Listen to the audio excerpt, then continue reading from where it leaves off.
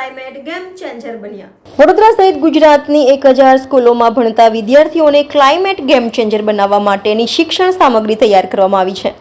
આ વિદ્યાર્થીઓ climate change પ્રત્યે જાગૃત થાય અને તેને સુપેરે સમજીને વિવિધ અસરોને ઓછર કરવામાં કામ કેવી રીતે કરી શકે તે માટે કામ કરશે। આ કાર્યક્રમ માટે વડોદરાની 30 શાળાઓના શિક્ષકોને ખાસ તાલીમ આપવા માટે આજે કમ્યુનિટી સાયન્સ સેન્ટર સુભાનપુરા ખાતે વર્કશોપ યોજાશે।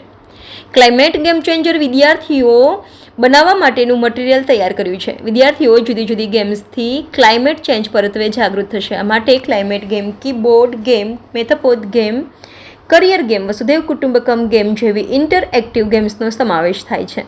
સ્કૂલના શિક્ષકો આ મટીરિયલ્સના માધ્યમથી વિદ્યાર્થીઓ પોતાની સૂઝ તર્કશક્તિનો ઉપયોગ કરી team work, social skill, leadership, cooperation, સમસ્યાનો ઉકેલ જેવા મુદ્દા પર કામ કરવા પ્રેરિત કર્યા। આજ રોજ વડોદરા કોમ્યુનિટી સાયન્સ સેન્ટર મુકામે વડોદરા જિલ્લાના તમામ શિક્ષકોમાંથી માર્ગદર્શન માટે લોક વિજ્ઞાન કેન્દ્રમાં ક્લાઇમેટ ચેન્જ અંતર્ગત Gujarat science technology and climate change માટે માર્ગદર્શન માટે બોલાવેલ છે। તે માટે અલગ અલગ ક્લાઇમેટ ચેન્જની એક્ટિવિટીનું માર્ગદર્શન તમામ શિક્ષકોને બોલાવેલ હોય તેમને આપવામાં આવ્યું છે અને લોક વિજ્ઞાન કેન્દ્ર દ્વારા જે ક્લાઇમેટ ચેન્જની જે પ્રવૃત્તિ કરવામાં આવી છે આજરોજ એ જિલ્લાની શાળાઓ સુધી પહોંચે અને ક્લાઇમેટ ચેન્જ માટે બાળકોને માર્ગદર્શન મળી રહે તે રીતે સંપૂર્ણ માર્ગદર્શન પૂરું પાડવામાં આવેલ છે।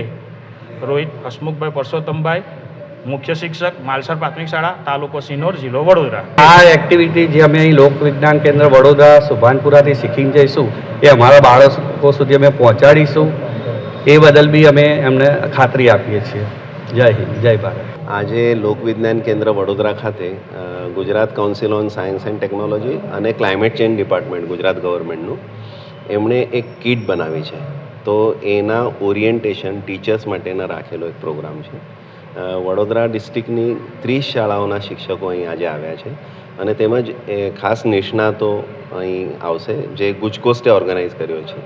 તો એ લોકો ટ્રેનિંગ આપશે। આ કીટની અંદર બહુ જ સહજ રીતે ક્લાઇમેટ ચેન્જ વિશે માહિતી મળશે અને એને નાથવા માટે આપણું જીવનશૈલી કેવી હોવી જોઈએ એની શિખામણ મળશે। એટલે શિક્ષકોને પહેલાં ઓરિએન્ટેશન કરીશું અને કીટ પછી શિક્ષકો એમના છોકરાઓને એટલે શાળાના છોકરાઓને રમાડશે।